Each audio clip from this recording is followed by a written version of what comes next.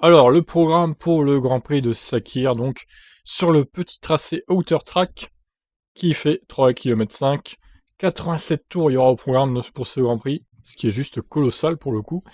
Alors, les horaires sont plus tardives hein, que, vous le voyez, que le Grand Prix de Bahreïn. On commence avec les essais 1 de 14h30 à 16h, heure française. Tout sera sur Canal Plus décalé, donc au moins c'est clair et net. Alors, coup dur hein, pour ceux qui n'ont pas Canal Plus décalé, donc je vous invite à rejoindre le Discord pour pouvoir vous procurer tout ça. Les essais 2 de 18h30 à 20h, les essais 3 de 15 à 16h, les qualifs de 18 à 19h, et la course donc à 18h10. On va passer à la météo, même si à mon avis il va faire beau. Enfin il va faire beau, il va pas pleuvoir en tout cas vu qu'il fera nuit. Ouais, c'est le grand soleil, aucune... Ah, ce dimanche peut-être, léger risque de pluie peut-être, voilà. On sait ce que ça vaut, hein, les risques de pluie. Ah, quoique. Après-midi, très nuageux avec possibilité de fouilles orageux. Se dégageant, mais persistance d'un risque orageux. Bon, c'est qu'un risque hein, pour l'instant. Puis on est que jeudi, vous me direz, donc on n'y est pas encore. A priori, il devrait faire beau. En tout cas, vendredi, samedi, c'est sûr. Dimanche, peut-être un risque de quelques gouttes. Ça pourrait être marrant, mais j'y crois pas trop, je pense pas que ça arrivera. Mais sait-on jamais. Surtout si les risques sont en après-midi et fin d'après-midi et début de soirée.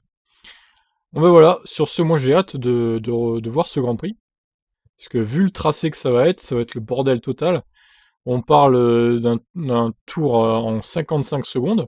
Bon, en course, ça sera plutôt autour d'une minute, je pense, vu que l'essence, ça alourdit la voiture et du coup, elles sont toujours plus lentes qu'en qualif.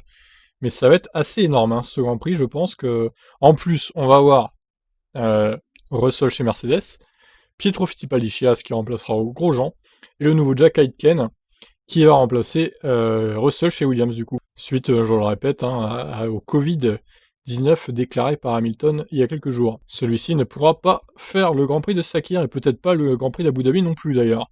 Quant à Romain Grosjean, il se remet tout doucement de son accident au Grand Prix de Bahreïn. Sa main gauche est encore assez brûlée, donc pour l'instant c'est un peu compromis pour Abu Dhabi aussi. Il lui reste 8 jours pour s'en remettre, c'est pas encore terminé pour Romain. On lui souhaite de revenir le plus fort possible pour une dernière course à Abu Dhabi. Sur ce, je vous laisse réagir. Qu'est-ce que vous en pensez de ce tracé? Est-ce que vous attendez à une course spectaculaire vous aussi? Je vous laisse réagir. Ciao.